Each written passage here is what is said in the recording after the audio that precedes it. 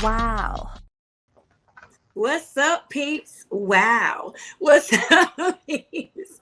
Welcome back to another fun-filled, amazing edition of the Queen's Takeover podcast. We are your favorite Tuesday guilty pleasure. And we are your hosts, Nikki Johnson, Nicole Clark, better known as Coley Cole, and Miss CP, Sierra Pleasant. Welcome to the Queen's Takeover podcast. Ladies, What up? What up? What's up? We in Y'all was ready for my rap. You wanted that rap again. I know. I did. I know. I ain't got it for you tonight. I don't have bars right now. You might get some before the show is over, but I don't have them right now. Not right now. All right. It's all right. It's all right. We know how to bounce back. We know how to bounce back, please. Welcome to all of you who are joining us. Please say something so we can say something back. If not, please just be sure to share it. Tag a friend, send it to somebody's DM, tell somebody, know somebody that we are on, and we have a fabulous show. I can't talk right now. Okay. We got a fabulous show for you guys tonight. Let's start with how our week has gone. And if you have had a struggle moment since we last saw each other, who want to go first? Ooh, let's see. Be the name. Blessed be the name, she said. What does that mean?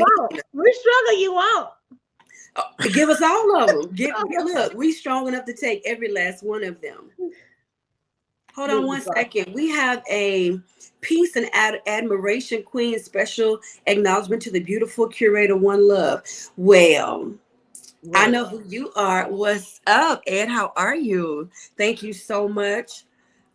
Good to have you on, King. And this says, hi, fabulous queens. Hello, queen. How are you doing? Wait. Did you see her blush a little bit? Did she blush a little bit? I did. That's a really good friend of mine. He came on to support tonight. Hey, friend. Shut up. Leave that alone. What's going on? Talk about. We're going to get this out the way so we can start the show. What's something that you struggled with this past week? Stop. Listen. Go ahead. What you're not going to do is you're not doing that. Not doing that. Not today. You're not doing that. Douglas said, y'all, we have not seen DJ Douglas Smooth in like 50,000 years. What's up? It's good to see you. Thank God for y'all. Please keep me in prayer. Absolutely. Good to see you too, DJ Smooth. All righty, boo. Go ahead. What's going on? Talk to us. Celebrate his birthday. Tell me to celebrate his birthday. We didn't know what day of the week it was, but we celebrated for you, buddy. We did. You weren't on, but we wished you happy birthday. So happy birthday to you, DJ Smooth. And before he says it, yes, y'all, he is single. Go ahead, CP. Tell us about your struggle. The struggle this week, was just I guess one is time management thing. I guess I'm doing too much. Managing my time. Just trying to make sure I spend enough time where I want to spend time. Yeah. And then what's the word? The roller coaster of friendships. My God. It's a thing. It's a whole thing. It can be exhausting, Jesus. Yeah. But I'm taking it with a grain of salt, amen, and learning as I go. Learning a lot about myself. I didn't realize how bossy I was. Like, I just didn't realize that. Come through self-revelation. You don't realize. You're like, I just think I'm doing something in good standings, but nah, bro. You bossy. Go sit down. Go sit down somewhere. Okay. So I gotta sit on my hands even more than I thought I had to. But I digress. Struggle came with a blessing. Struggle came with a blessing. Amen. So yeah, that was my struggle. Through now. Self-revelation. Big girl panties on. She growing. Come on now. Amen. What about you, Coco? First, I guess this week has been good. I finally decided to dive in and do different adventures. So pray for me with this. I got a shirt to show you. I'll be working with this guy named Freddie Ocean. He watches. Nicole, I don't know what's going on with your internet, but you're moving like the Matrix, baby. Can you hear me now? We can hear you really well, but whatever you're about to show, I just wanted to let you know that it was kind of glitching. Okay. Well, it's a t-shirt that's folding called Black Movers and Shakers. It's a company started by this guy named Freddie Ocean, based out of Bensville, South Carolina, and he wants to bring awareness to Black entrepreneurs, people that's establishing, companies, businesses. So if anybody wants to, don't mind me sharing your business or whatever, just holla at a girl. We're also going to be doing a Black Movers and Shakers called Let's Talk Black Movers and Shakers. Podcast is coming soon.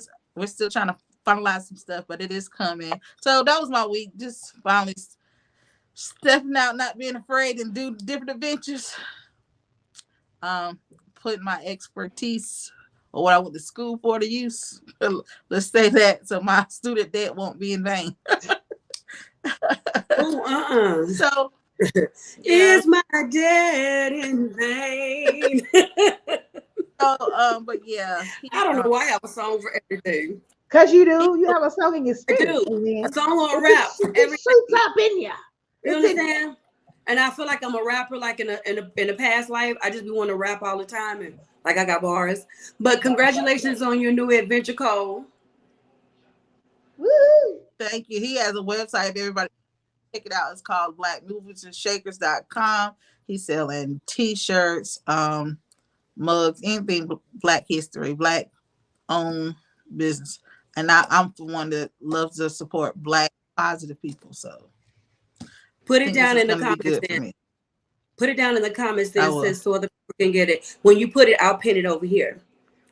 All right, okay. So before we move forward, Douglas says that he did have a wonderful birthday. He's happy to see it another year since he didn't get to go anywhere. But he also mentioned that he's been really sick and lost his place. So Douglas, we are going to be keeping you in prayer. What I will say is, I don't know what all you're going through, but you keep those TikToks coming. If y'all are not following this man on TikTok, he will do a duet and a remix in a minute. So you make sure y'all hook up with DJ Douglas Smooth over on TikTok. Okay, we're going to jump into the topics in a moment. I don't have a struggle to share this week. I'm going to actually tell you I'm so proud of myself. I've been getting up at 5 o'clock in the morning to work out. Has it been completely easy? No, because I promise you, after the first couple of days, your body be like, I'm sorry, what we doing again? But I will say I have been enjoying it. I enjoy the effects of it after. A good energy surge that comes through, and it disciplines me for the rest of the day. But yeah, I got on up. The morning workouts, I used to hate them, but they do give you like a boost of energy to help you get through the day. They really I'm real sluggish as the day goes by, but they really do. She's back, Douglas. You talking about what happened to Nicole?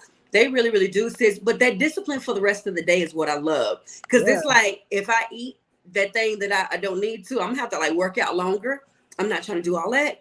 But so yeah, and I will say I enjoyed my time with you and Carla this weekend. Y'all don't know, but CP was in town. We hit a good restaurant, had us some nice good drinks and some good conversations. We shut the restaurant down. We did. You pretty much were in there when they were taking out the trash. Basically. So we had a really, really good time. I enjoyed that sisterhood. I enjoyed the queens just talking, laughing, pouring into each other. It was so good. It was so good. So thank you again for this weekend, Miss CP and Carla, if you are watching. Y'all ready to jump into these topics? Let's go. So we are going to be talking about So when people respond on my live on my page, it's not coming to you, is it still? It's not still. So what they may need to do is invite them over to mine. Can you go to my page and copy paste what's in your what's in your browser when you get to my page? Put it down in your comments and let them know to come over there, because I'm not getting any of their comments. Okay. Not at all. I'm so sorry. You know what? What we're not going to do, William, is we're going to let that go. I've talked about you bad enough on that. I'm talking about you bad enough. We're going to let that go. So, Nicole, you may have to go out and come back in, baby. Yeah. Because it's crackling and releasing.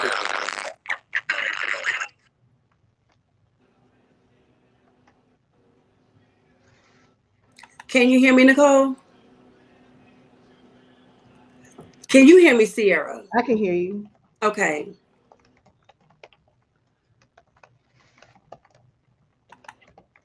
Okay, so she left out. So we're talking about Miss Angela Reese. First of all, big ups to LSU for winning. For those that do not know, are you there, Cole? CP? I'm here, boo. I don't know what is going on right. Okay, it froze up a bit. Y'all, many of you have heard about this unnecessary controversy that Angela Reese is going through because of some stuff that took place on the basketball court. We're going to talk about that in a minute. I'm trying to give Nicole an opportunity to come back in before we jump into the subject. How?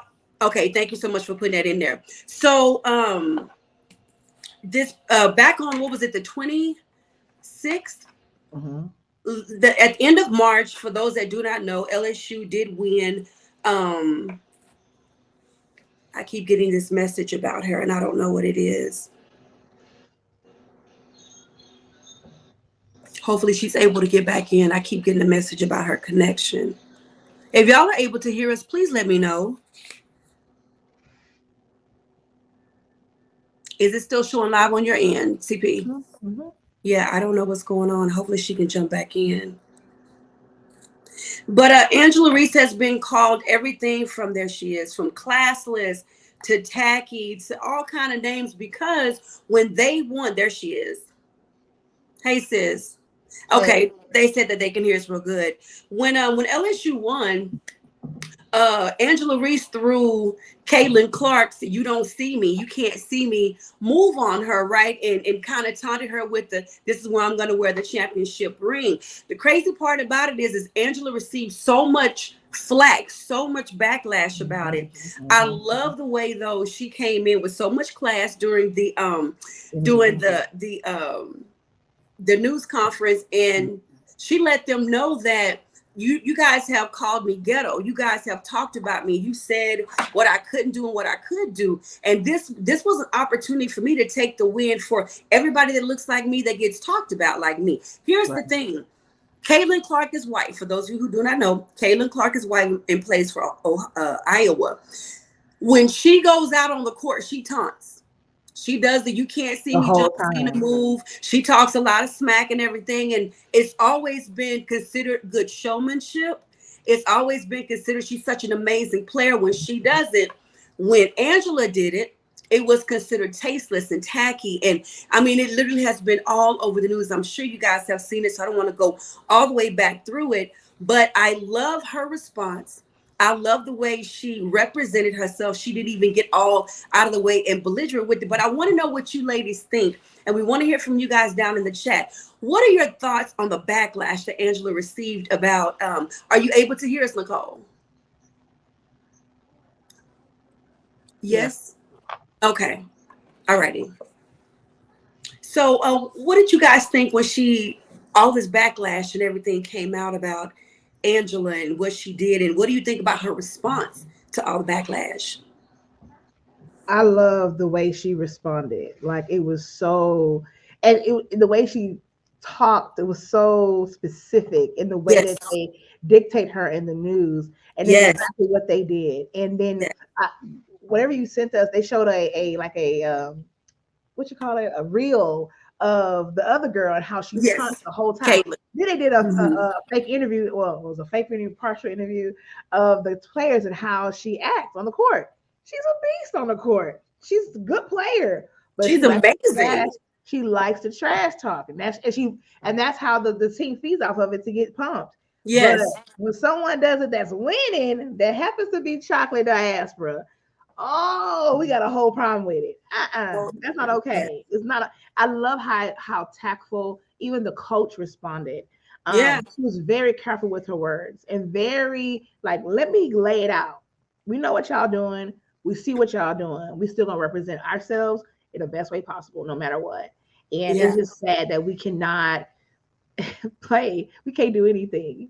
Anything we do that's the same as them, it's is taken completely out of context, and it's just not. We can't even live. It's sad. It really is. And she's a wonderful player. I mean, she's a good player, She uh, is. but it's sad. It really sucks. Cause she goes out. I mean, Caitlyn is gonna taunt. She gonna do the "you can't see me" John Cena move on every game. And like you said, they talk about, like, all of her teammates were talking about how she trash talks, but that gets them all pumped up. Yeah. Only thing Angela, I keep calling her Angela. Only thing Angel did was she just reciprocated what Caitlyn does. Did she taunt her? Yes, she did. I mean, come on, you came out like you gonna win and you did. Who wouldn't do that? But it's the way that she was talked about and the way that it was received, and for them to have demeaned her character, that was the part that I did not like.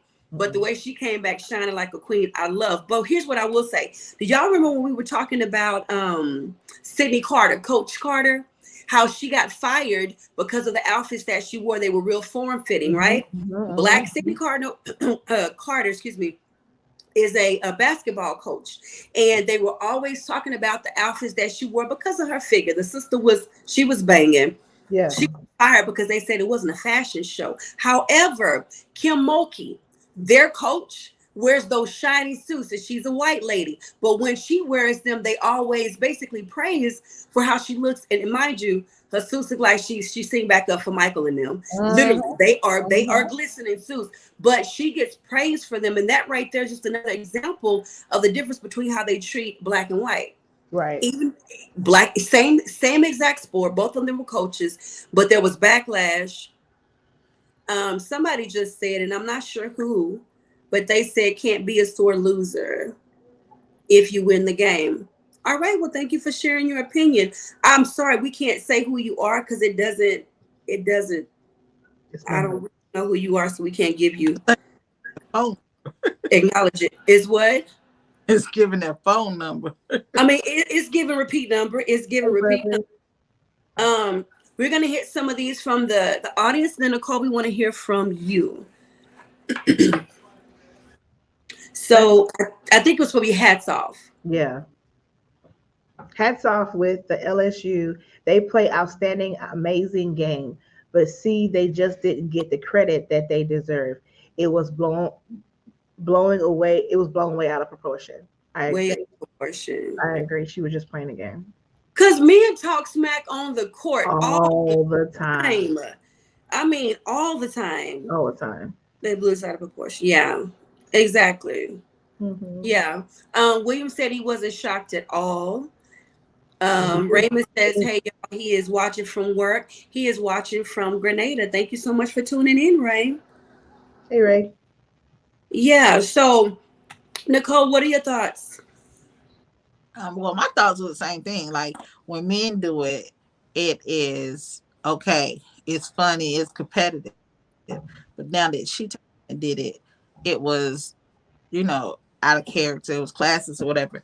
But one thing that she said that you're looking at the gesture that I did, but you're not looking at how we put women's basketball on our shoulders and made it.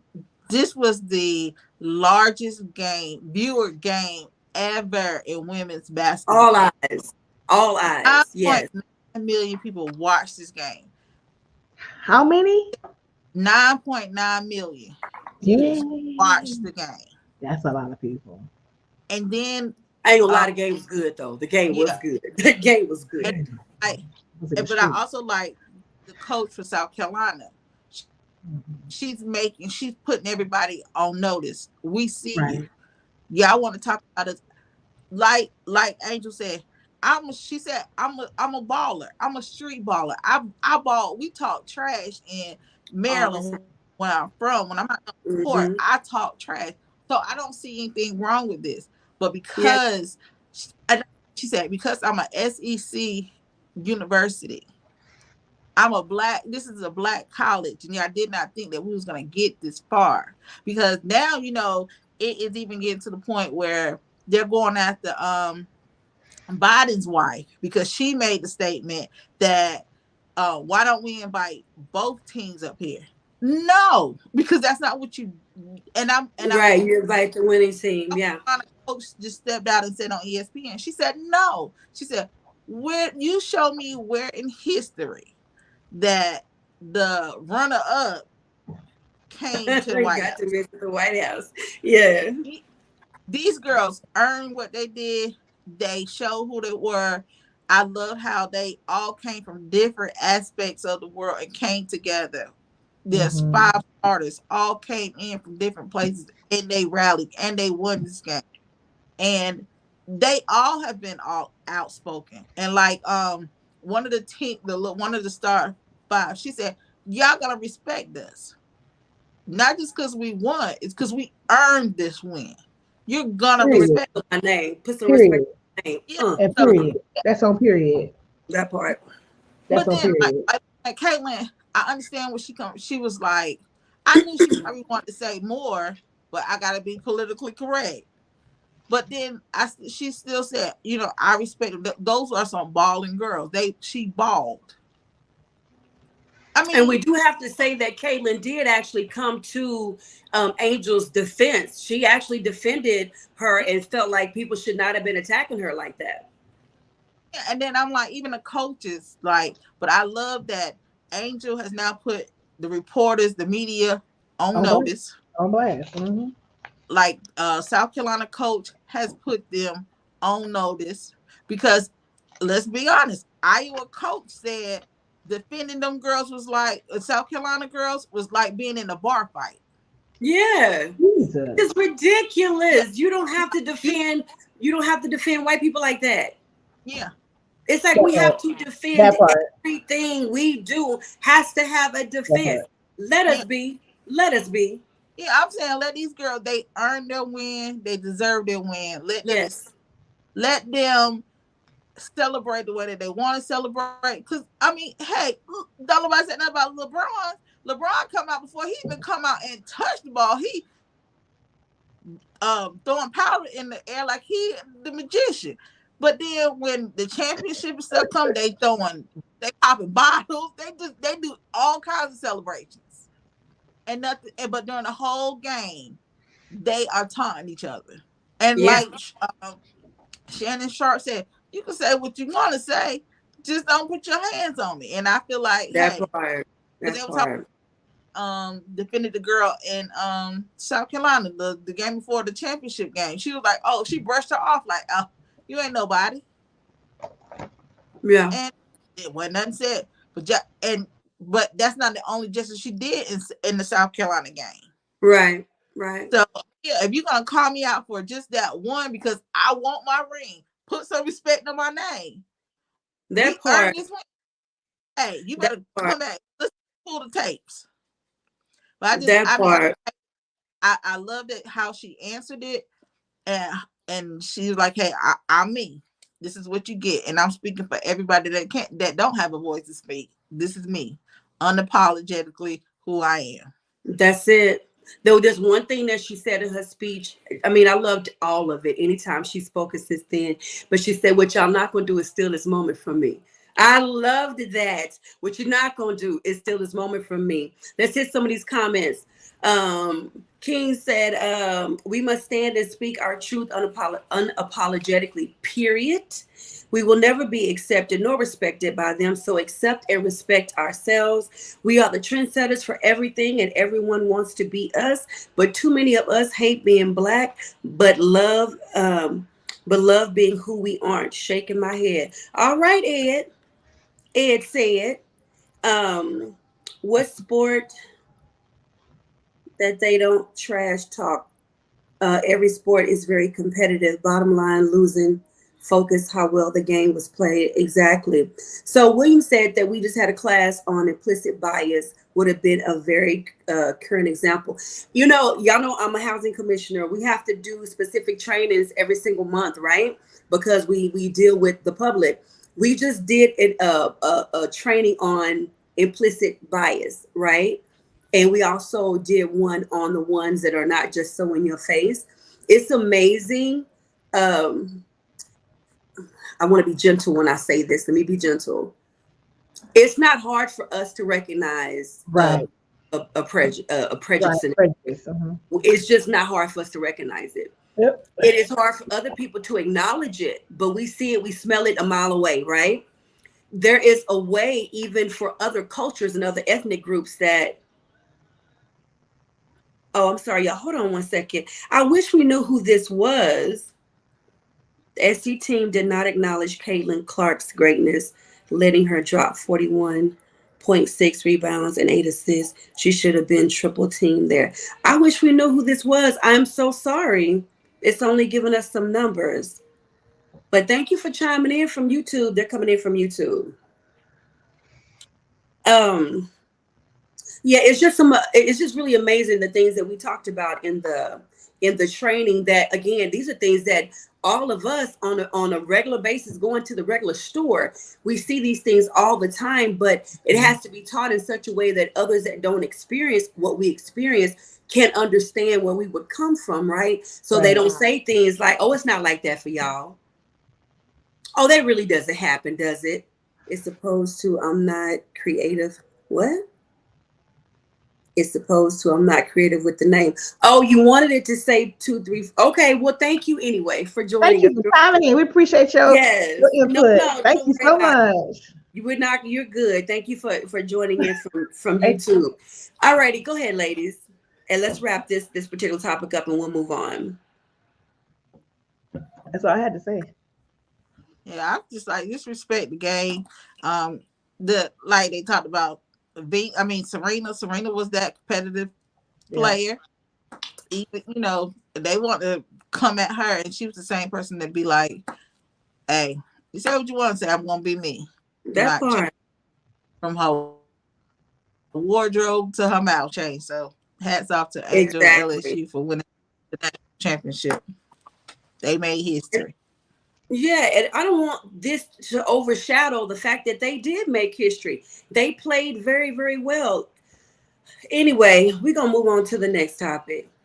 I'm gonna leave that alone. I almost said a comment, but I will not. All righty, so I'm letting it go. I'm letting it go. So Nicole said, what's the worst thing that you did to ruin a relationship, or the worst thing that someone else did to ruin a relationship? Cole, you get to go first. This was your question. Well, I guess when you're trying to learn yourself, you just ask questions. And me and one of my friends, or one of our ex, I had asked them, like, what made you ex me? Right? Oh, good question. He was just saying, because I friend zone people. Thank you, Carla. Like guys,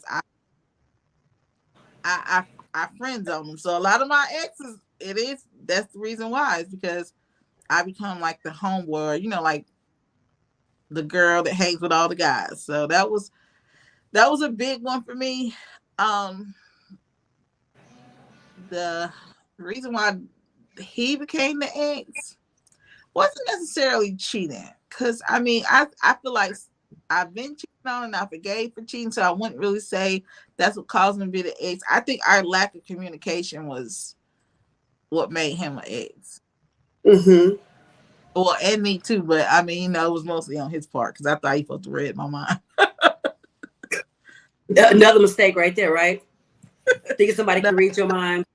Yeah, How about you did a grown woman thing by asking, what was it that I did? I know, right? That's so grown woman. That is so grown woman. Tell me what I did wrong so I can do better. Big girl draws. That was big girl. Yeah, so that was me trying to soul search myself, and because I'll get so comfortable with them, and it's like, oh, that's like my homeboy, and like the intimacy, everything just gone out the window. It's just like, you're just my friend. And I think that's why a lot of times when I end a relationship, we wind up being friends, because we're better off as friends than we were in a relationship. Mm-hmm. So yeah, that was mostly mine. Because I asked another one, and he said basically the same thing. Like, it's not that you're not emotionally connected. It's just that you show us that you want to be with us, but it's like a homeboy, homegirl situation. That really is. That is so big, though, to go back and ask somebody, what was I to you in the relationship, and what were areas where I could have done better, right? Because if you keep doing the same thing in every relationship, you're gonna keep hopping in a different relationship, because nothing about you is growing or changing. So that is so big, girl. That is so big, girl. I love that. That was that's mine. All right, Carla, I was telling everybody how much of an amazing time we had this weekend. But welcome. And so here's Branda's answer. The king said, forcing unspoken and unrealistic expectations onto my partner. That is huge. That is All right, huge. Brandon. Now, Brandon, did you recognize that yourself, or did you go and ask someone and that's what they told you? All right, CP, do you want to go next? Sure. The first one I had is not giving enough grace in the Ooh, relationship. ooh, Um, Even if I'm like right, I don't have to be right all the time. yeah, And just understand the perspective of that person's speaking to me in, right? And then especially when I'm wronged, I thought I gave grace, like it's okay to come back, yeah, like rekindle, but it's like, is it though? right. I ain't let go though. Yeah, right. So it's like I grace you for a little bit, but then I always remember like, I'm not gonna go to that far with you because you. So yeah, and then too aggressive with the wrong type of communication. It's, Oh, so meaning, and to tie that, I thought I was vulnerable. I always said I was an open book, but I was mm-hmm. an open book about the wrong things. Mm, Internally, Sierra desired, wanted, felt, but like I guess the materialistic things I was very open with, but the internal me I wasn't vulnerable with anybody but me and God. okay, so you were vulnerable with surface stuff, but not like really. Okay, so you wouldn't go deep. But I got you. No. Oh wow, Uh, that's deep. yeah. So I would be so aggressive, like when we would talk, like I would, whoever I'm talking to, if it's a romantic relationship or a friendship, I now looking back, I'm very supportive, but Mm-hmm. sometimes I can look like I'm trying to control the situation. I'm not trying to Mm, control the situation. I'm just trying to make sure you hear me, versus, hey, what about if we do this to kind of compromise type of conversations yeah. versus, no, let's just do this. Or hey, how about that? And so I had to be correct just this weekend about that. About like it's the being the eldest, I guess, mentality. Like you move a little bit faster than Yeah. you know. Yeah. And Yeah. so I just am having to learn that, yeah, I still got to be a little bit more vulnerable. I still got to be more softer than I am. Yes. Oh my God. Was I that bad in the past? But I'm learning. Thanks, Kyla. But yeah, it's just you live and you learn. You do. You live and you learn, and I'm gonna try to do better going forward because I want to. And these things that I'm saying, I want that given to me, so I have to give it first, right? And the more I give it, the more abundance will be given to me. And in this Yeah. season, I see that. I Yeah. see that all these things that I used to do, a couple of years, still kind of do a little bit. Uh, so people are giving me so much grace, Yeah. but I'm learning in this season that people are really God is showing me the reverse of what the seeds I've been putting out. Mm, So it's a beautiful thing to see it. And I'm like, okay, God, I hear you. So just keep giving that, keep being vulnerable, keep being you. But just curate it just a little bit so that yeah. I can get the glory. So he can get the glory. So yeah. So I'm learning. It's a process. Ooh. It's the deepness for me tonight. It's the deep. Like I swear we go deep every episode, but I feel like we go deeper and deeper with each one. Yeah. Okay, so listen. Carlos, oh, this is her saying we had a good time. Yes, we did. Oh my God. Gotta do that again real soon. One of the worst things that I've done to ruin a relationship in my past is run from the hard conversations versus learn healthy communication and listen to hear instead of listening to speak. That is so huge, Queen. That is so big because all of us are listening for our opportunity to respond. Right. No, no, for our opportunity to react. Let me fix that. Yeah. Because What a response. the moment you start saying something I don't like, is as soon as you stop talking, I'm ready. Instead of listening to actually respond, you got to hear first too. So I love that. Come on, grown women. The king says that he realized that he did that in his past relationships after going through premarital counseling with his wife. Learned so much during that time. Thank you, Lord. Oh, that's big man. That's grown man right there. And off what my brother said, his statement of what he said the first time, um, because I feel like a lot of us do what he said, unrealistic, and what did he say? So he said unrealistic and what word did he use? I'm gonna pull it up for you. Let me pop Unspoken it. expectations. And it's like if you don't speak up about what your desires are, how does a person really know what you want? And then we get mad because they don't get it. What did you ever tell them? Like straight Right, up? Yeah, right. forcing unexpected and unrealistic expectations onto your partner Mm-hmm. or friend or foe, whoever it is. You can't assume that they will know what your desires or expectations are. You have to speak up for yourself Yeah. and know what you want. Don't be wishy-washy because that's confusing too when you dating. Oh my God. Well, I think I want this. You know what? What do you want? Because I can't Yeah. be going back and forth. That's a seesaw. What do Yeah. you want? Know what you want before you start dating. Okay, next, I'm done. You know what? No, don't do that. We know back that car up. Back that car up. I got a question for everybody in the chat. So QT fam and then ladies. Yeah. Do y'all think that most people who begin dating know when they start dating that they know what they want? Nope. Nope. Is that a bad thing? Yes or no? And then explain why. When you say dating, do you mean like just dating or courting? I'm gonna say dating because if I've entered into courtship, we're already talking about long term. Long. Dating, I'm still trying to get to know you to see if we need to go there. Douglas said no. Absolutely not. He says no. He didn't butter that at all. And our friend from YouTube says they do. All right, go ahead. What you think, Nicole? I dating wise, I think I do. Well, when I say I think I do, it's because I know what I don't want. Oh. The new Nicole knows what she doesn't want, and if I don't have time for it, like, to me, like really, I just put it out there, like me. And you know how you go to a restaurant and the menu there, and you read the menu, and you know what you want, and you don't want, and you ain't gonna ask questions about because you don't want it. That's me. Yeah. I'm, I'm telling you, I'm just gonna be like, okay, look, this is what I don't want. This is me. I tell the stuff that I'm not gonna budge for. So going in the door like she's not gonna change her mind.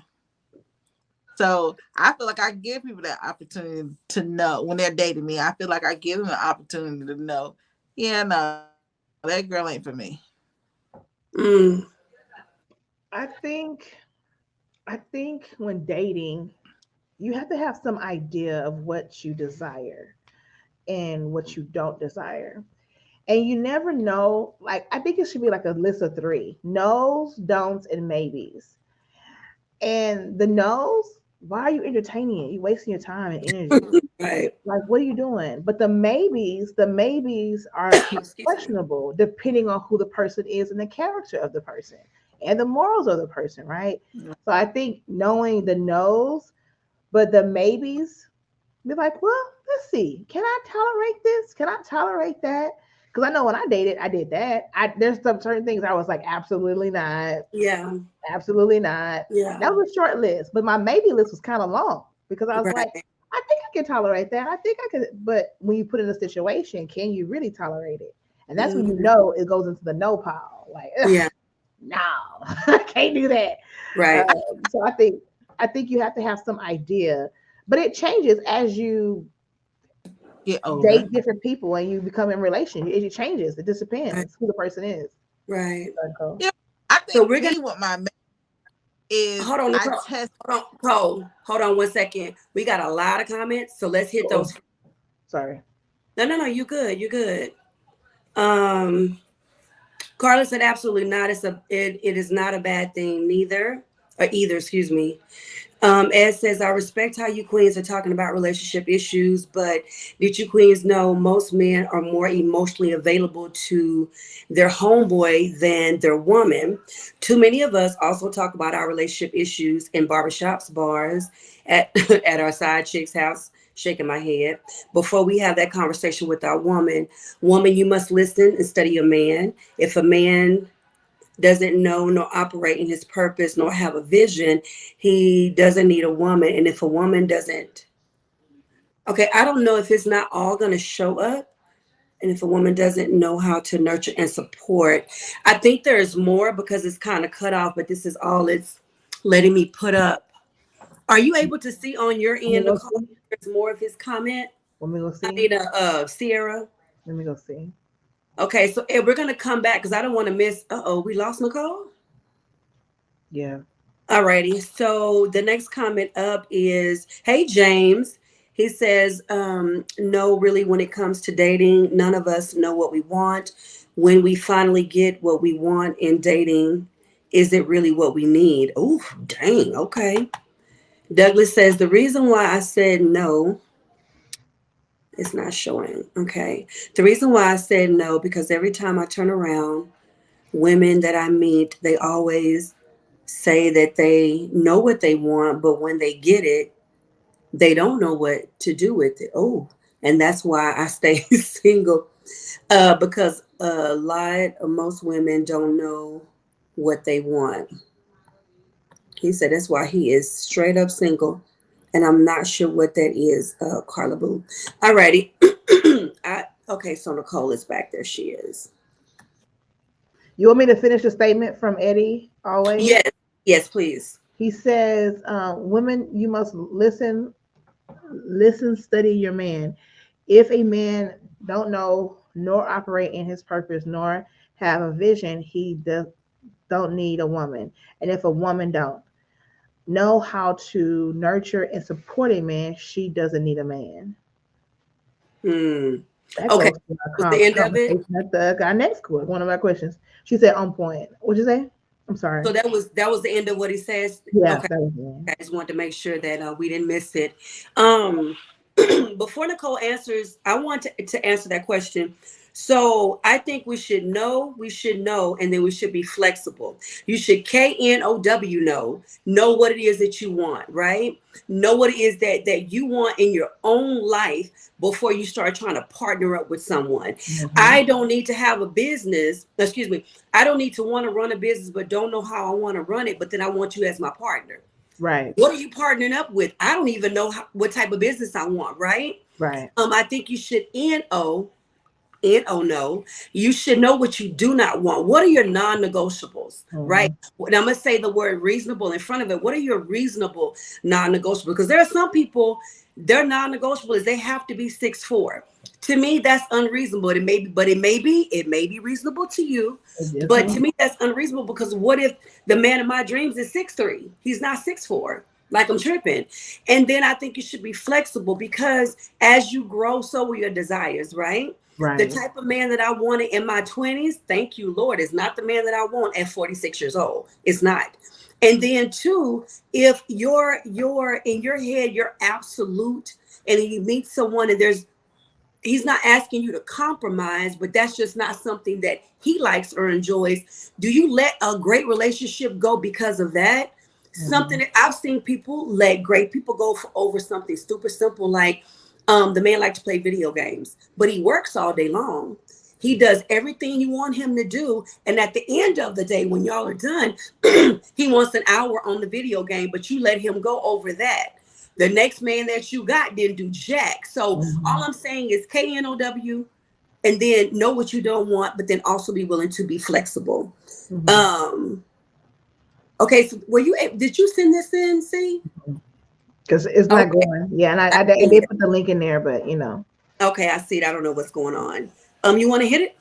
she says that's really awesome. We must listen. We must learn to listen to one another instead of Mm-hmm. trying to impose our will on them. We must learn to compromise. While we waiting on Nicole, what do you think about what Ed said about I'm trying to go back up and pull it up. about how there are men that do not have those real deep inner conversations with anybody but their homeboys or the women on the side. What are your thoughts on that? That statement, because we're going to talk about that too sometime in this episode. Yeah. Um, but I think that because he said something, he also said men. How did he say it? He said, I'm trying to go back to what he said. He said men have to. There she goes. She back. Yeah. Um, I think it takes the right person for a man to just open up to and feel comfortable and safe.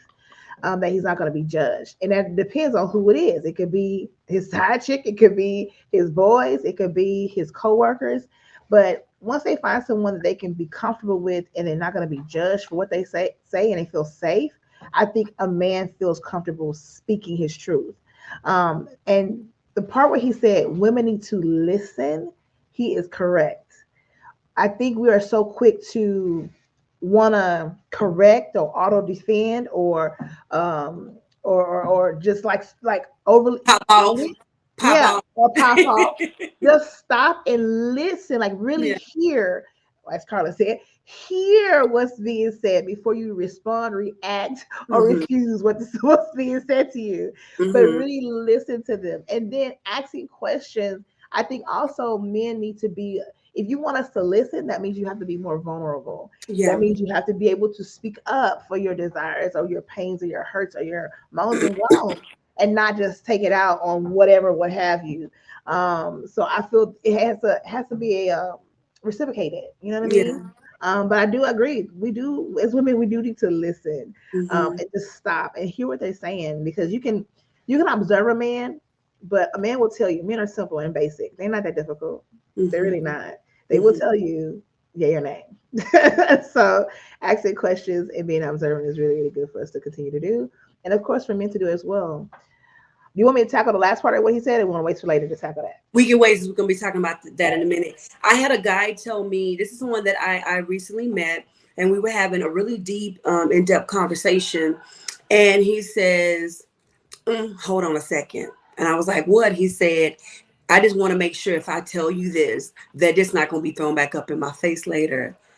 And I knew he was ready to open up, but experience has told him if I open up, you gonna pop off with this sometime sooner or later. And so my immediate response is you have a safe place to land. And that just gave him what he needed to talk. But I could tell that his experience told him the last time I tried to be open and tell somebody some stuff, I heard about this. So later in the conversation, he says, because women tend to use that as a weakness against the man.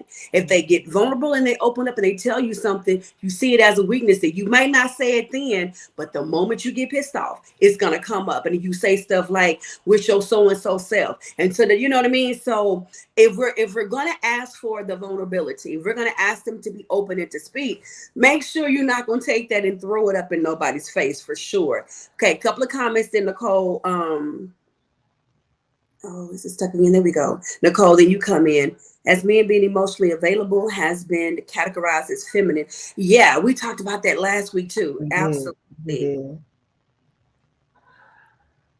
Any man that thinks it is feminine to open up, they are not part of my inner circle. Oh, wow. You better speak. You better speak, husband. All right now. So he says, as a man, women from my past have called me the B word for being emotionally available. That's exactly what I was talking about. You become available with somebody, and later on you call a punk. It's called weak. Yep. Like, don't do that. Or don't ask that man to open up, because if you ask a man for his truth and you provide safety for him to do it, he's gonna give it to you. Yeah. But then you turn right around and use it against them. That sucker gonna clam up. Go ahead, Cole. Oh no, I'm listening.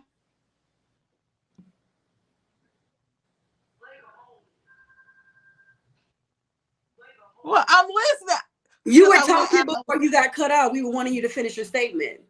Yeah, I done lost it now. Before I got went in, so I'm just listening. Okay. All righty. So any final thoughts before we go on to the next subject? Thank y'all for chiming in, QT. Yes. I love it when the men when they open up and they just talk to us. So thank y'all so much. Now, speaking of relationship, Nicole also wanted to know, is it up yet? Yes, there it is. Did your past relationships make you better or bitter? Nicole, this was your question. You go first. Well, mine was not just relationships. I was talking friendships too, because I mean, I have a group of friends where I thought our friendship was one way, and then you start thinking about it, and you be like, "Hold up, was I a sucker to be in this? Was you really my friend?" So it can make you bitter and be like, "Wait, like I was loyal to a team for you, and then you learn something, then you be ready to go off and tell all the inner secrets and stuff like that." But No.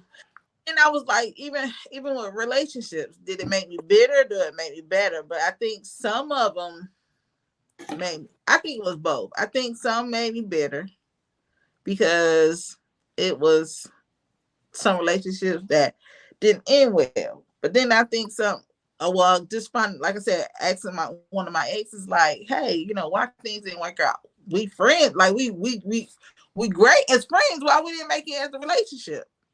And I think him explaining it to me made me better, because it helps me get out my comfort zone.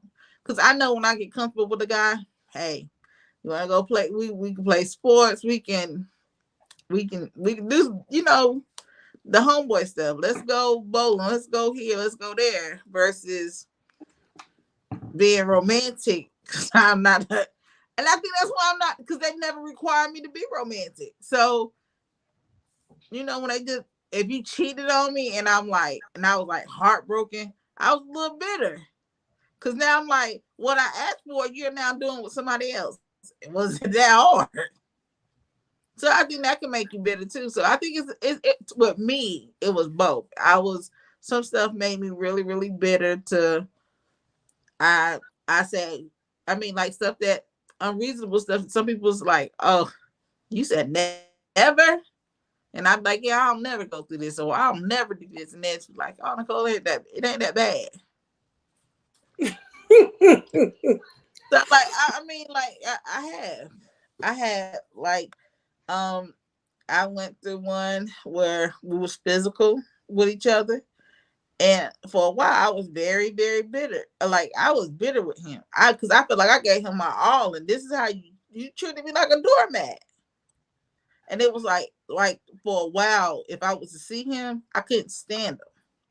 I just want, even after we was done years and years later, I still want to Mm-hmm. claw his eyebrows out. Like I went through what? And then like you see him change and you feel like, dude, like I invested so much, and then you go to the next broad and you instantly change. Yeah, I was bitter. She gonna So profit everything. Y'all remember that song by Beyonce? If I let you go, she gonna profit every anyway. Never mind. That's just basically what you said. All that I yeah, done so put into you. If I let you go, somebody else gonna get it. I got you. yeah, so I think it was both. Now that I'm older, some of them did make me better. Because I should, I invested a lot and I should have been left. But then, when you mature and you learn, Yeah. you like, oh, okay, I won't make that mistake no more. Yeah. So I think We want to me it was both. QT fam, chime in the chat. Have relationships made you bitter or better in the past? We got some comments coming in. I'm going to hit them in just a second. And we've been popped with another question. So we're going to get to that in a minute. Thank you, Ed. Thank you, James. Go ahead, CP. I would say initially it made me bitter, but as time goes on, it has made me better. Mm-hmm. It was a phase where I was just like I'm done. Like I'm done trying to form relationships. I'm done and trying to find connections. I was just done. And my husband reminded me, he's like, that's not, I didn't create you to be like that. Mm. You got to get some healing. After you heal, though, put your big girl drawers on and keep pushing forward and be Yeah. open to relationships. Just ask God how you're supposed to be in relationships that are healthier for you. Okay, husband, because he saw I was miserable, not being Mm, not being in relationships. I was more miserable not being in relationships than when I was in the relationships, even though I was miserable. yeah, So, yeah. when he saw that in me, and called me out, I had to really ask God for forgiveness, but I also had to figure out how to how to be a part of a healthy relationship and what my Mhm. desires were, in friendships, business relationships, wherever, what have you. Um, and that made me better. It made me really think about me as a person. And like I said earlier, I'm learning more and more about myself the more vulnerable I am with, my inner circle, to help me better myself. I love that. We have another. Yeah, I got to know Oh, good somebody question. constantly throw out questions, and then one of them is going to be specific for you, Nicole. So I'm gonna say that one for last. Before we go to the comments, I think for me, I was never bitter. I was hurt. I was deeply wounded by a few relationships, but over time they made me a better person because going through the healing process from the hurt taught me a lot of stuff about me. It taught me a lot of stuff about things that I accepted, I received, that I allowed. And so now when I recognize it in someone else, or they're coming to me for coaching about it, or just questions about it, I've been there, so I know. So because it made me hurt, that made me better, then it has enhanced who I am as a person.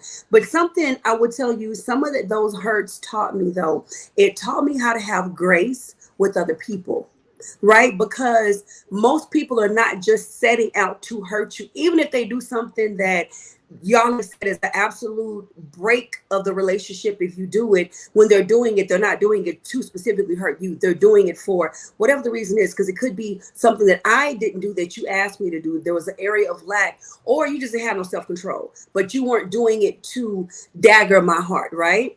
But then also I learned, if I want to be forgiven, I got to forgive, right? And to do that, I can't just focus on what you did that hurt me so bad. I have to focus on letting it go and forgiving. And that's a whole level of grace that you have to learn when you want to be healed. Because I don't want to take this hurt into the next relationship. So the next man is struggling to love me, but he can't love me how he wants to because he got to roadblock me. I mean, fight roadblocks with me all the time, right? He's so busy um tearing down, huh? No, I'm listening. You He's so speaking busy some truth tearing right now. down these walls that we don't have time to really love. So that would be my answer to that. So here comes the comments from the QT fam. Load it up. It says, I want y'all to think about this one. Do you queens prefer your man to love you or be loyal to you? You can only choose one. I hate when you do that, Ed. But before y'all answer, I got to get the other comments. So be thinking about that. James says, okay, well, I want to come up on the screen. There we go. Most of my past relationships have taught me the importance of discernment and observing. The reason I say this is because my expectations were high, only to discover the people in my past relationships thought nothing of me. Ooh. Mm. The sad part Ooh. is the hurt opened my eyes, made me better after being bitter. Come on, King. Yes. King James Version. Come through Yes. now. How about my brother said that his wife Sierra was the blueprint? Oh, see, your husband is working on his points. Go ahead, boo. Yeah, Go ahead, Pooh. Like when she get off the podcast. lady. Okay, so Nicole, you know what? I'm gonna save Edward's this next question. I want you to answer this one last. So we're gonna come back to that one. My sister said, "Good evening, ladies. Hey, big sis. Alrighty, so he says healing is like life. It's about the journey with no destination. Come through now. And this podcast is Blacktastic. Thank you, and so are you. Alrighty. So Douglas says, you want to hit this one, CP? Yeah. Is it up? It's not coming up. Hold Can I on. read off a thing? I can read off a No, it's the technology tonight. Okay, okay. It's giving. Yeah, I it's have taking. to say both because I do get better because I put so much into it just to be walked over and used because I know what type of man I am. I I am a type of man that any woman would love and appreciate. it made me better because it opened my eyes to know what to look out for and what to expect. Oh, so that's why I'm single, because I have a big stone wall in front of me. Aw. I want you to break that wall down. Okay, we're gonna hit this from Brandon. Then y'all have to answer the questions because Nicole has one specifically for her. Her. One made me bitter or unhealthy initially, but over time it made me better.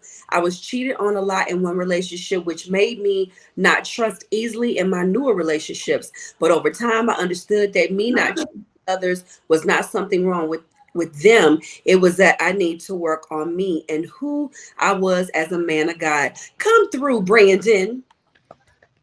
Come on, queens and kings with the growth. All righty.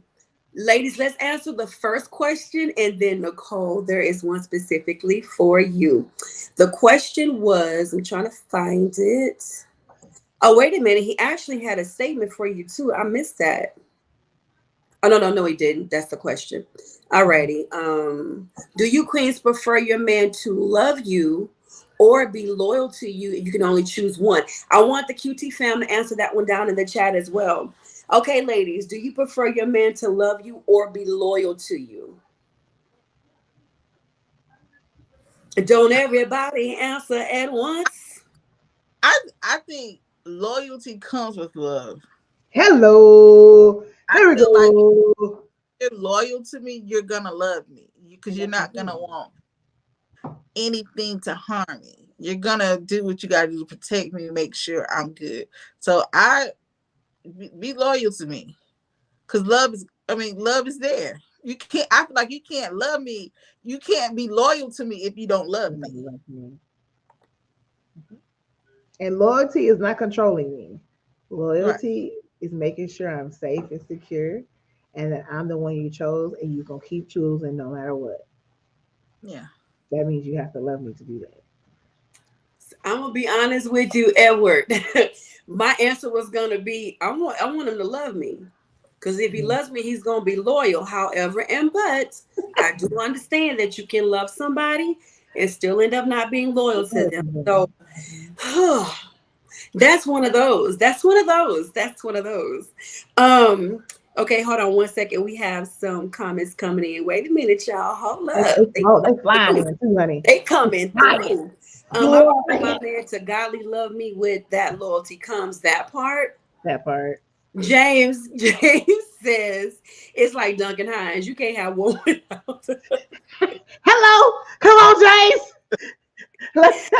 My sister says yes, Carla. That part. Yes. Okay, so Nicole, here is your question from Ed.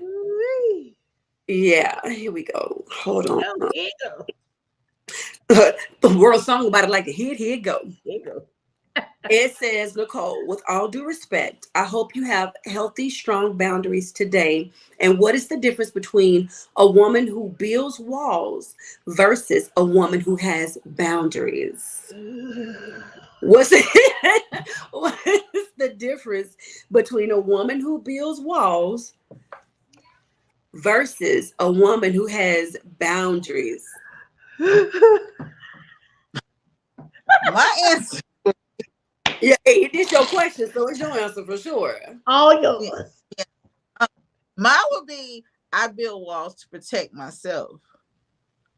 Um, I Ed doesn't know me, but everybody else knows I have a issue with being vulnerable. So the way that I grew up to protect myself, I've always built walls. Now my boundaries is after you get across the walls. There's the do's and the don'ts, but you have to fight to get through the walls. So yeah, that yeah, I build walls to protect myself. I set boundaries because I know once I get in a relationship, what kind of person I am, and I know the do's and the don'ts. So when I tell you, Ed, if you don't know, I don't want no children. Ain't no compromising in that. Going in, he knows I'm a woman that has set a boundary and saying, hey, if you want children, I'm not the woman for you. And I'm okay with it. But when I build up walls, my walls are my defense mechanism. Is I just don't want to be hurt. I just don't want to go. I feel like you need to work for me, period. Attention or whatever, because I'm not. I won't say I'm a damaged woman, but in a lot of places I need to be healed in.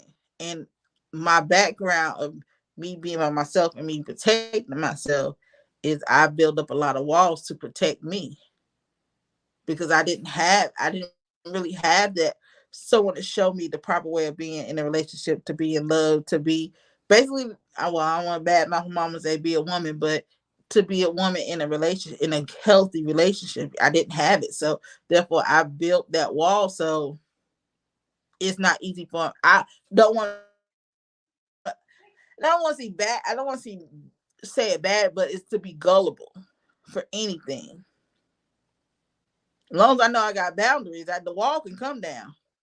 I don't have to rebuild it, but what boundaries is yes, no, like you said earlier, yes, no, or maybe.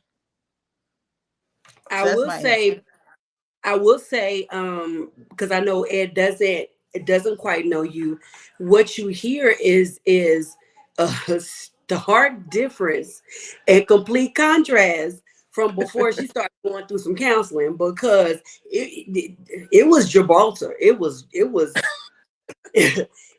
ain't no mountain high enough, boundaries and walls and stuff built up. So there's so much growth that Nicole has been experiencing and going through. But I'm so glad you gave her that question, because I saw her having to think about it and she's still thinking. So thank you for that question, Edward, because that's one of those growth heart check moments. KC says walls are for prisoners. Boundaries are gates that you can open and close. You better drop the mic, Carla.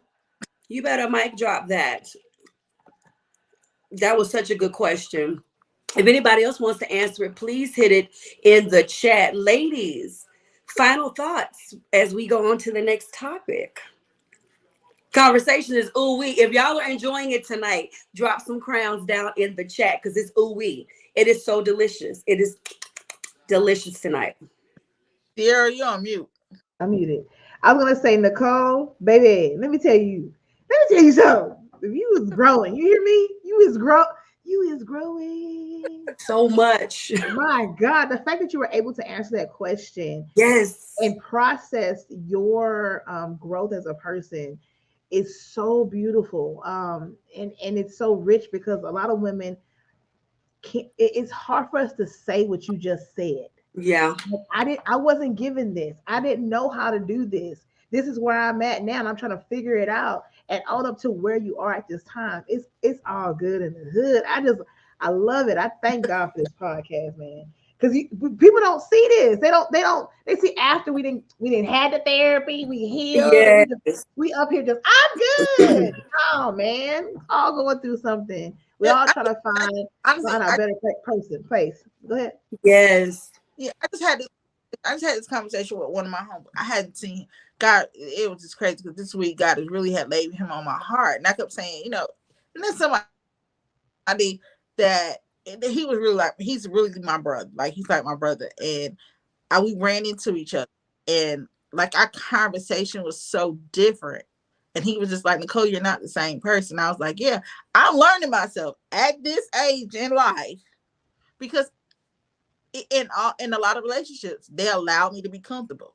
They was like, hey, Mm. she ain't she they allow, and for me to sit down with one of my exes this week, and we had just a general conversation like, why didn't we make it? Because we make it as friends. Like we're so open with each other, and you know, but then some of this characteristics showed up. I said, oh yeah, that's why we didn't make it.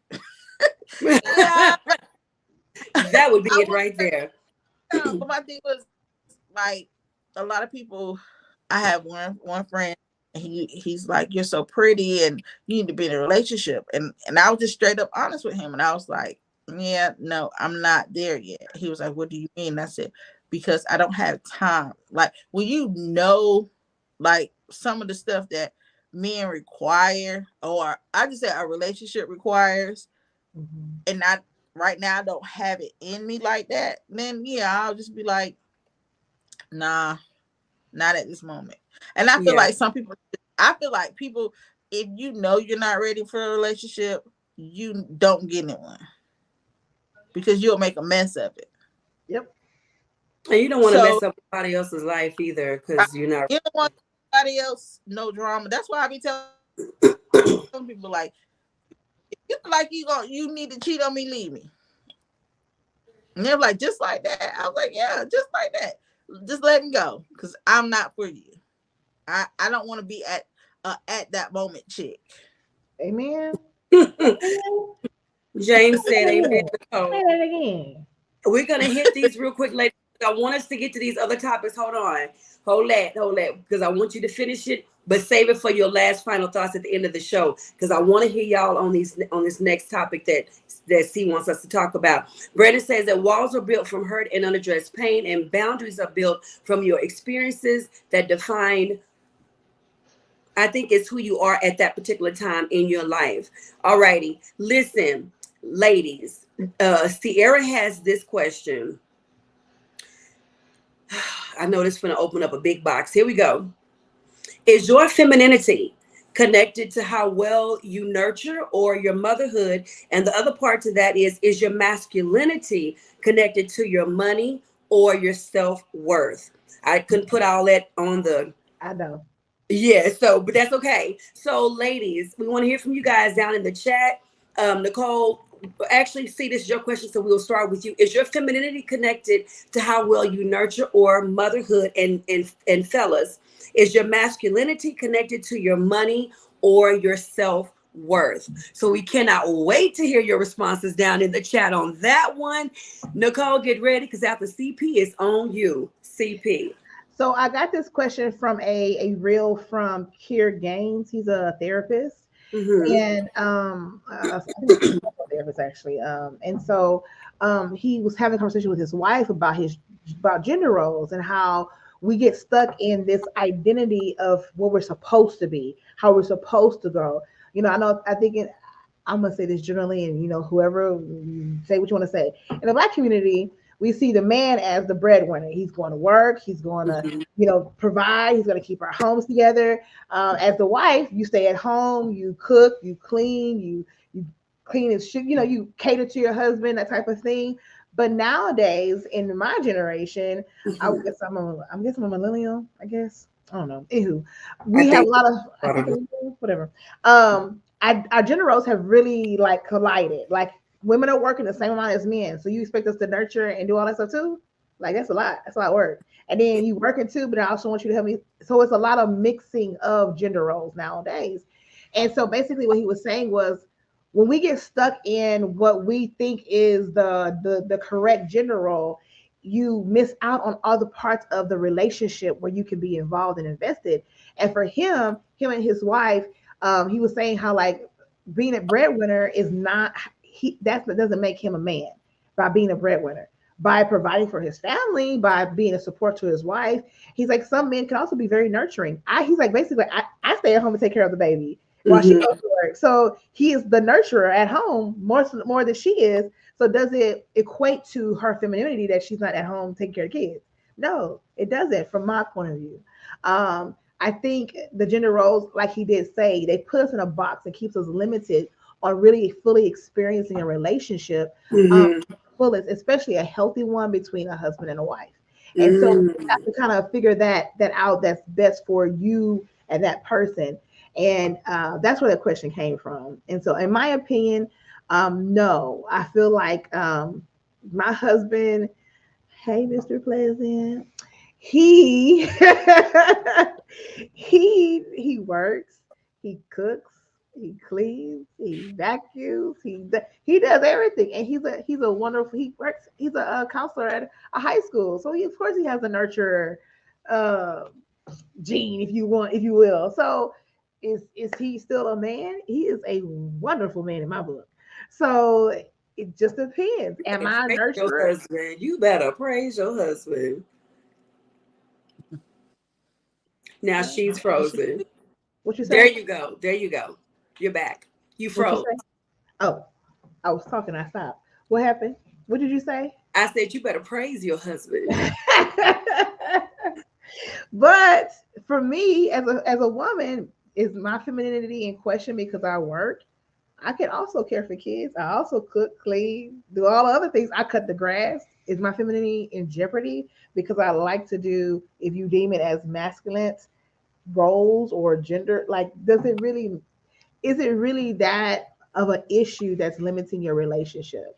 And Mm. and your love languages too, because I'm not supposed to, you know what I mean? Like you get all boastful, like I don't change diapers. That's for women to do. You miss out on an opportunity to bond with your child, man. You Yeah. focus on a gender role. Yeah. Hmm. Think about it. That's my. Mm. Ooh, that was good. You know, the comments are flooding in. Ooh, they fine in here, baby. The Ooh, comments yes. are commenting. The comments are commenting. Hello to you, Derek. So Derek on the past topic says, excuse me, but most women are saying that they are over their relationship, but they carried on the next. It's not fair and not right for the person you're with. I actually did hit on that, She did. Derek. She did. She did. William says at one time that was the case, but I realized money will be never ending, Ladder to will climb. be a never ending ladder to climb. Now I'm not trying to leave this earth saying I wish I did this or that. Ooh, this one is for you, Nicole. Would you like to read this one? Oh Lord. If you can't see it, I got you. Okay, we'll read it because I can't see it. Okay, Nicole, you are a very authentic sister. Listen to your brother Ed. Walls don't only keep people away, but it locks you away from yourself. Walls are built from fear and trauma.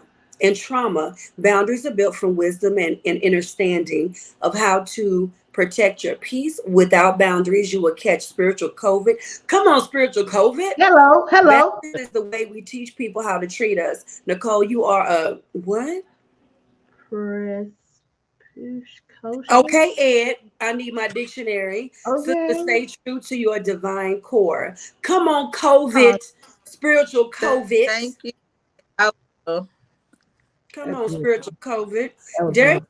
it's my self worth because I've been abused and lied to, and I believe that's why I feel like I feel.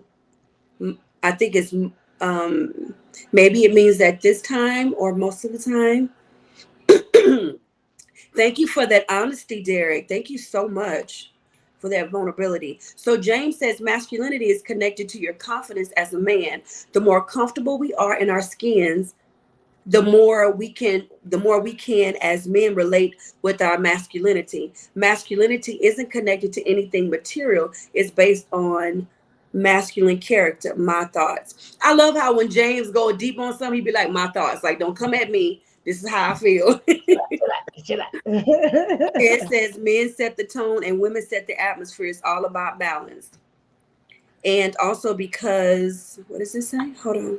I do the laundry. I clean our house with joy, and there's nothing feminine about me. So I have a question.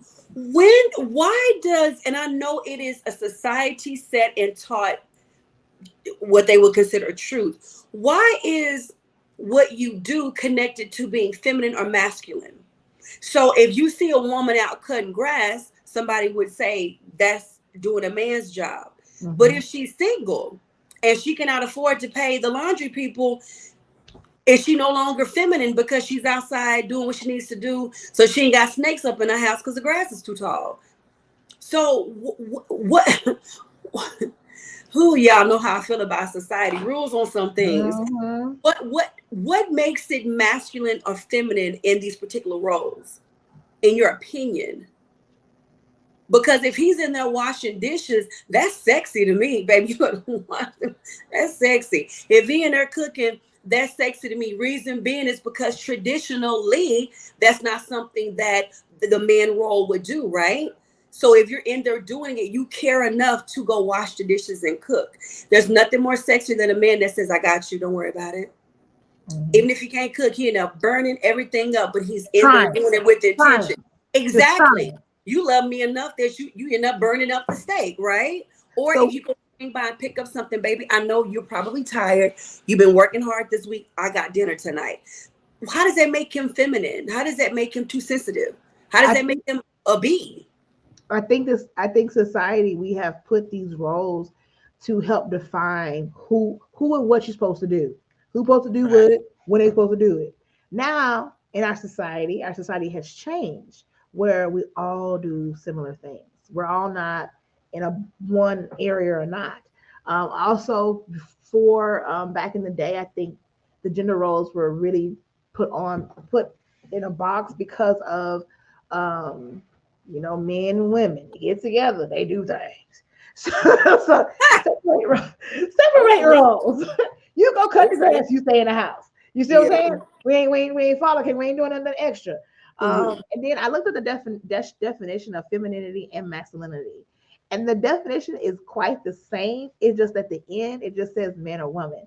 So femininity says qualities or attributes regarded as characteristics of women or girls. And masculinity is the same definition, but at the end it says men or boys. So it's just connected to the sex of The whichever person. one it is. And so I think defining the roles in which we participate in, I think the roles are just blurred because we do the same things. And like you said, a single woman who's having to take care of her kids and her house, she don't have to go out there and cut the grass. It's not like, but it's just one of those things, I that think historically, if we go back, the men did go out and go hunt. They did go out and go yes, work. yes, And the woman would stay at home and take care of the home, which makes sense. And if that is the way you decide to run your household and your marriage and your relationship, do you? What happened was things did the lines got blurred because yes, women started working or women had to go work. of course. Women started doing things that were considered traditionally men jobs or jobs that men do. And then there was a point when men started doing jobs that typically women did, like when men became nurses. Right. That was a whole thing to have a Whole male. situation. Mm-hmm. The nurse is not woman. The nurse is a position. It's an occupation, Position. Right. right? And so I think um everybody's like, "Amen, Sarah." I think when it comes to relationships, as it pertains to this topic and the video that you sent us about it, what those two people decide to do in their relationship, in their marriage, that's the role that you define. But you shouldn't have to define a role based on what society says the role is. Because if it's not going to work for the two of you, then there are men that are better at taking care of the home and the kids than the Mm-hmm. woman is. She Mm-hmm. don't have a nurturing bone in her body. She don't At want to be all. with the kids all day. Let me go work, and he wants to be the one to take care of the children. So Also, Nicole, I'm coming to you. Let me hit these go comments real quick. ahead.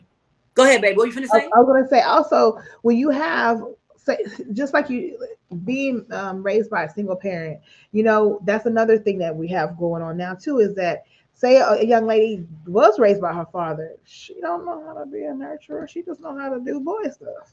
Sometimes that happens in life in society. Same thing for girls. I mean for boys, you're raised by a single mother, you know how to be a nurturer, you know how to do hair, you know what I mean? So then the gender roles really get blurred, and whole nother whole conversation that this podcast is not about right now, but you know what I'm saying? So it's like But I we have to digress. have it all right, check.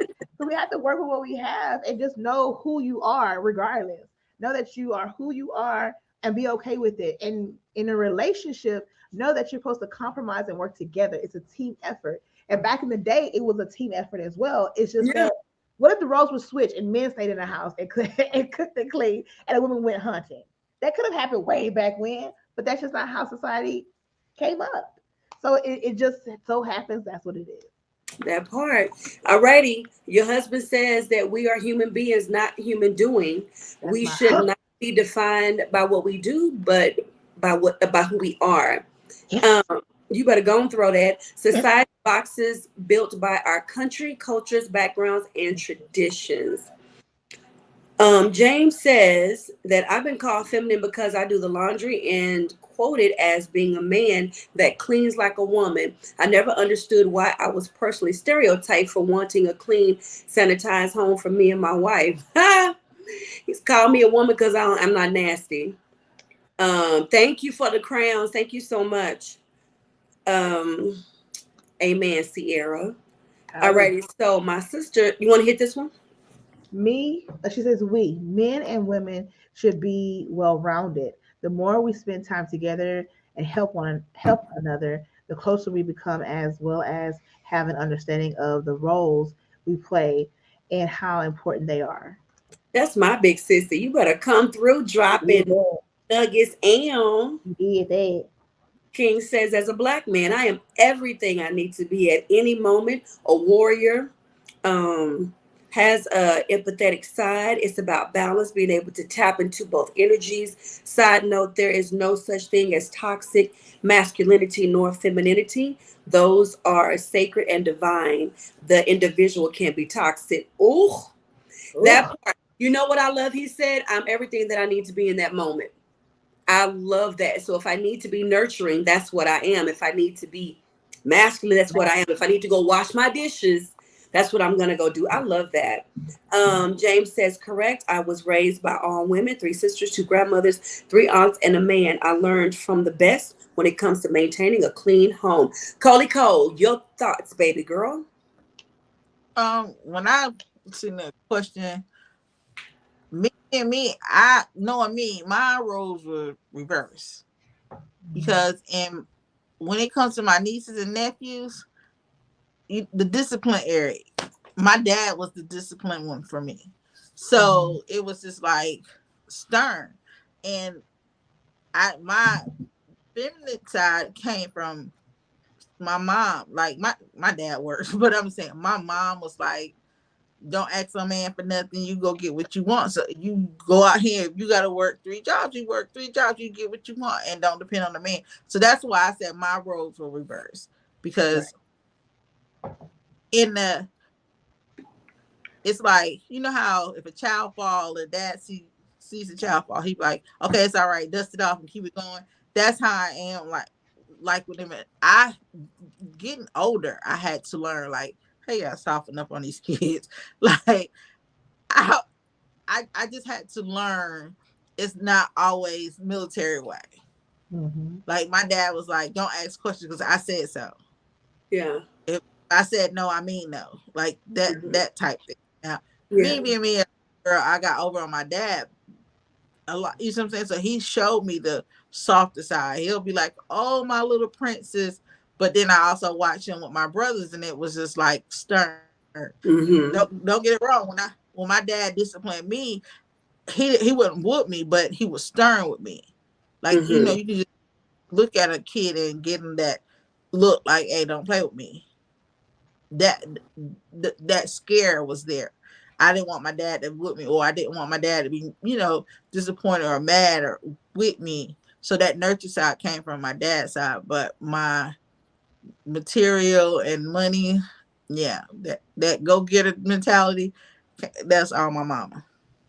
That definitely was a role reversal. Mm. Ladies, here's a question for y'all. Derek says, is it wrong to think that the role of a woman needs to know her place in the home? Who wants to take that one first? What is I, my place in the home? exactly. And how do you define it? And how do you define that? Yeah, Because if you define it as a woman being in home, cooking, cleaning, pregnant, barefooted all day, every day, then you need to find a woman that likes that and wants to do that. Every woman doesn't want to do right. that. So Yeah, that's because the you remember, key. Nikki, you remember me and King had that discussion on Oh the Nikki gosh. King podcast, where he Okay. says if he's setting the tone saying the provider, you're gonna provide. Don't come ask me when I done made my little money and I'm putting in my bank account and then you short on the light bill. Don't come, because in house, in home, you're the provider. So you don't need my little coins to go towards the light bill, the mortgage, nothing. You the provider. You got to provide. So that's why I said make it very clear when you say this is your place. Your Right. place is this in the home.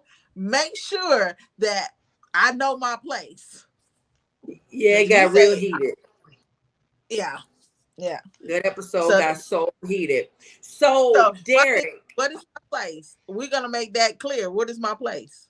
Because well, hold every on. woman, He's going to answer you. Here's his answer. Hold on. He then says, where did it go? If a man expects a woman to be who God made her to be. So, okay. So, Derek, hold on. Hold on. So let me slide in here for somebody else go in. Let me Go slide. ahead, Nikki. Let me Hell slide yeah, in. somebody just And had a whole Derek, you room know I on it. love you. Derek, you know I love you. I think it's the way the question was phrased, and it was a couple trigger words in there. Here's the thing. I love the way Sierra said it. If a man has certain expectations of what he wants from her, and he knows that's what he wants, make sure you find you a wife that wants those things.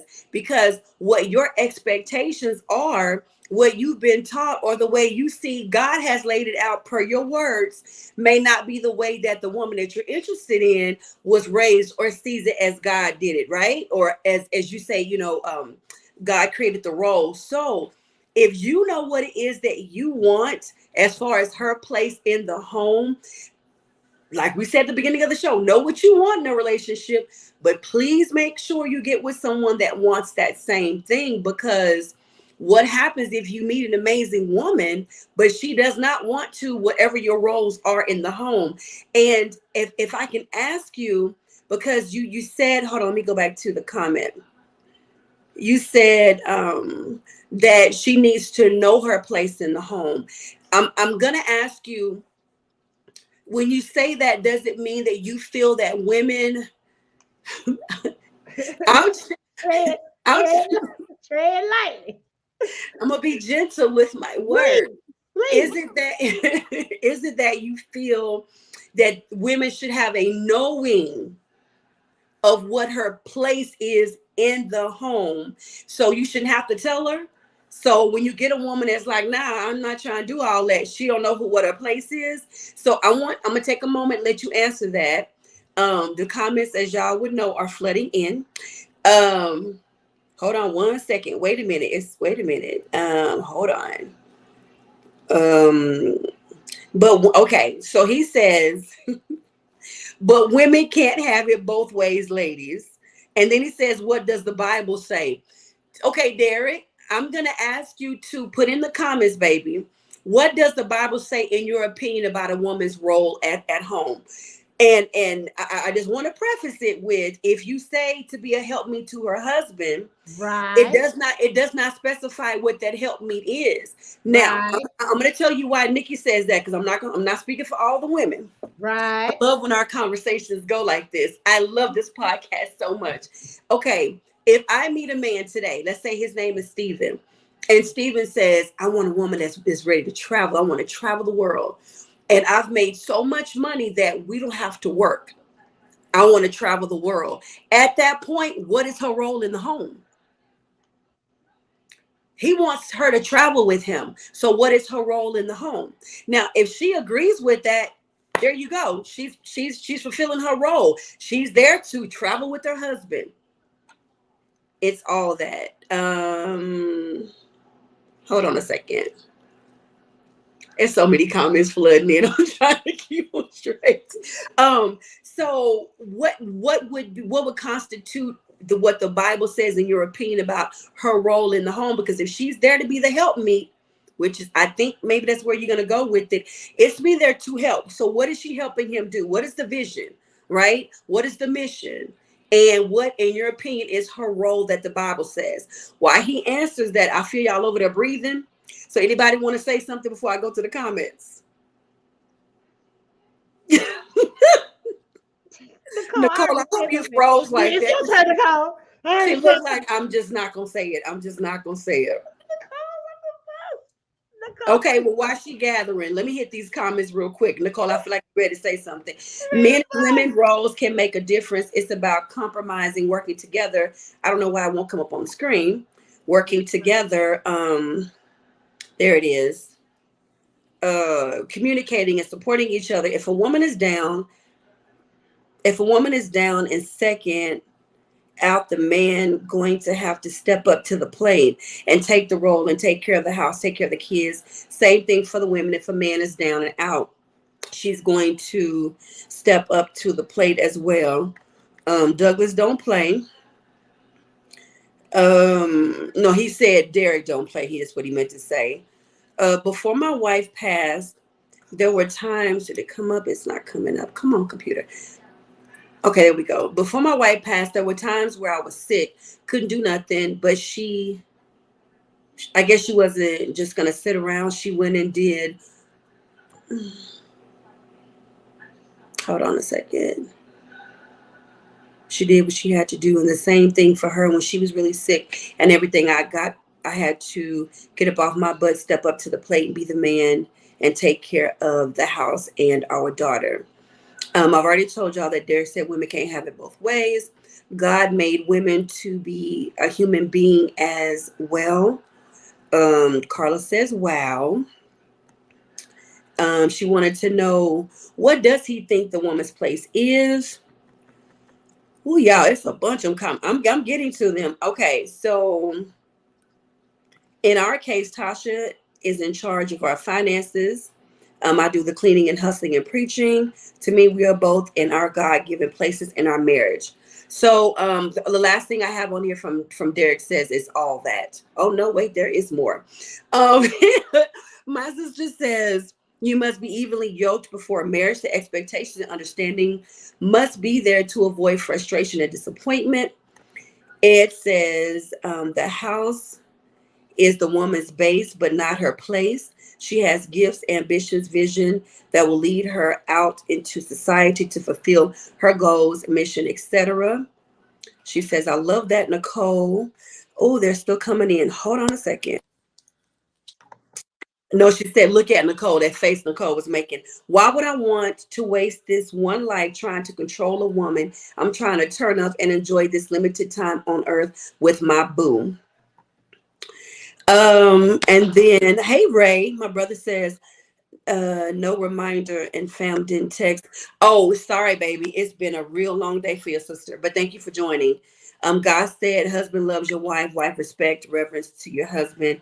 Proverbs 31. All right, so Derek is back in the comments and he said, I don't know what that means. However, the order that God has created in scripture, the man is the protector of home and for all those in his home. Ed says, Derek, besides physically protecting a woman, what are four other ways to protect her? All right, Edward. Communication is the key to it all. Yeah. And then Derek, supporting her vision is one way, right? Nobody said nothing about control. All righty. All right, y'all. Come on, chat. Down in the chat. The chat is lit. It is lit. All righty. We're waiting on Nicole to come back in. I don't know if we lost her or if she just went off a camera voluntarily. What's your thoughts so far, CP? Honey, this got real heated. I knew it was a good question, but yeah. It's really good. I love it. I love the conversation. It's good dialogue. It's really good dialogue. Yeah. I enjoyed it. I thank you for the real honest questions and the non-judgmental zone, if you will, atmosphere that we created. There's Mm-hmm. no judgment here. We want to all better understand one another, to have better relationships, and love one another better. So I appreciate Derek's comments. Very interesting. I Very. mean, and the thing is that we all have different thoughts about, and I think that's why we all sometimes clash a little bit, because you just assume that I think this way, but you really don't know what I desire. And knowing what someone truly desires in a relationship is super important to be able to be in a good relationship. I'm sorry, that was my dog, and I think she That's gets okay. It's real life. We're live. It's I good. think she's jealous. I think she's jealous. But yeah. Your dog was chiming in. That's what it was. Um, Before we go on to the affirmations, because we always end the show with our personal affirmations for the week, can I just say I love how we do on this podcast, because we could just talk to each other and not have comments, but allowing our family to kick in. Let me see if she's back. To kick in and to there it is. And to express how they feel and what their thoughts are, it always causes us to go deeper in conversation. And these are conversations that need to be had in our community. And I love the fact that God has allowed us to create this type of conversation where we can come to the table as family and talk. Don't nobody be mad at each other when we leave. I love you, you love me. Together we are family. So Yeah. thank you, QT fam, per usual. Y'all come through in the chat and y'all make the conversation real meaty and delicious. So good. So one of my favorite parts of this is when we do our affirmations for the week. So late, oh Nicole, before we do that, you got kicked out again. What happened? Did you have a comment that you were trying to make, or what happened? No. Okay. All right. Okay, dokie then. It will not let me take this off, and I don't know why. I'm trying to see if I can get that off the screen. Alrighty, so we're going to hit our affirmations, ladies. What are your personal affirmations for the week going forward? And QT family, if you will drop them down in the chat. What are your personal affirmations for this week? Why is it not doing? Okay, I don't know what's going on the back end, but okay. Nicole. Hmm. Um, She's still on it, I think. She's still on it. She's still But on I it. told She's trying to her to come go and down. say what she want to say. I'm Give good. us Like, a high This week was good. affirmation. Um, Ooh, Edie said something really nice. I'm sorry. Go ahead. who said something really nice? Mm-hmm. we'll come back to it. Come on, Nicole, before you get kicked You go out back again. to it. Your Mhm. affirmation. Uh, Get it out. Your I, final thoughts of the show and your affirmation. Go ahead, because it's something oh, you want to say. I don't know why you're not saying it. oh no. My it is. I guess I will overcome. I There you yeah go. yeah. I just There you gotta go. learn how to adjust. I guess I will adjust. That yeah. I will adjust. Hmm. Wait till you hear mine. It's kind of close. Were you done, Cole? Oh, the show is good. I mean, I love the conversation. I love the challenging questions. I mean, I loved it. Tonight was very, very interesting. That's Okay. fine. All righty. Um, Oh, that's beautiful. I Nicole. don't know what is going on with this back end. Oh, I'm getting go if anybody has wants to go check out the new apparels that I'll be helping Mr. Ocean with. It's called Black Movers and Shakers.com. And a podcast is coming soon. I'll let you know when. Mhm. So yeah. James said hold on, Nicole is like she did with her when her and King got heated. Yeah. Yeah, because you were so through with that episode. Oh my God. Thank you, Carla. Carla receives the love. Thank you, baby, because we really do appreciate you guys. Ed said insecurities are the root cause of gender limitations and issues. And you said that you had a comment that someone made that was real nice, CP. It was that one. Insecurities are the root cause of gender limitations, and it really is. That's I really like that statement. All righty, CP. My Final thought turn. in your affirmation for the week. Um, I got two. Do you? Okay. I will discover new gifts as I evolve and embrace them. My second Hold one is hold on, sis. what I do. No, you didn't do anything. Tell me if we're still live.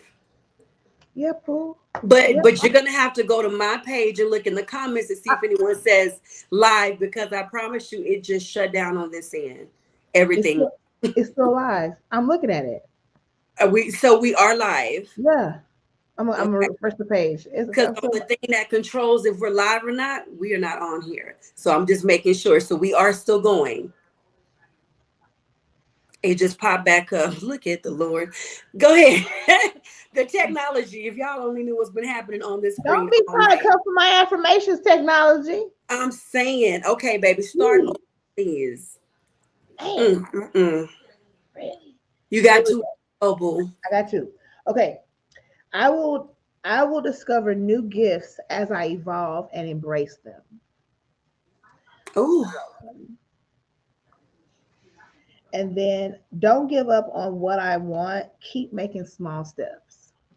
oh, I love that. Yeah. So Nicole says that she will overcome. And what was the other one, Nicole? Adjust. Adjust. Okay, and she will adjust. And your two were what again, CP? I will discover new gifts as I evolve and embrace them. And then don't give up on what I want. Keep making small steps. Ooh, y'all, those were delicious. The comments are not gonna let me put them up, so I'll just read them. God is love and love endures forever.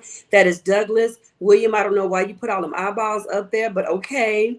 Carla says her affirmation is I will seize the moment. I will receive the love I have prayed for, and multiplication follows me. Yes. William Hallelujah. says I am qualified to multiply. William, that was dessert for me. That was delicious. I am qualified to multiply. Come on. Okay, everyone is saying that we're still alive. They can see us. Edward says his affirmation for the week is I am abundantly blessed, abundantly protected, abundantly prosperous, and I am abundantly blacktastic. Yes, you are. Yes. I like this flat. Y'all Flat. better come I like that. through. Yes. Douglas says, I will receive the love. It was amazing and all awesome as always. Y'all beautiful queens do a great job. I'm glad I had the opportunity to come on, and I just pray and hold that I can get well, and you will. Y'all are amazing. We want to thank you all so much again for joining us on this Tuesday. If you have not shared it, please take the opportunity to do so now. My affirmation for the week is I can do all things through Christ who strengthens me. I can do all things through Christ who strengthens me. Prayers for you, Douglas Williams says, and that is my affirmation because I was telling you guys at the beginning of the show that I've been waking up every morning at 5 o'clock to work out. Having MD is not always the easiest. It's the after pain that I have to deal with. But I also told you that it does so much for me discipline-wise for the rest of the day. And it gives me this burst of energy, and I remind myself of what I can do. Like I'm not going to focus on what I can't because that will make me say no. That'll give me an excuse not to get up and do it. So I can do all things through Christ who strengthens me. That is my affirmation for the week. We want to thank you guys again for joining us. We love you all so much, and as always, fix your crown. Fix your crown. If they are tilting, pick your head up. Don't let anybody tell you what you cannot do. You were created to do amazingly great things. Thank you, Carla. Thank you. Thank you, William. Thank you for the crowns. Thank you for the hearts. Yeah, so go out there and be the great that God created you to be. We love y'all, and we will see you all on next week. Peace out and bye. Bye. Now, hopefully I'll be able to take us off because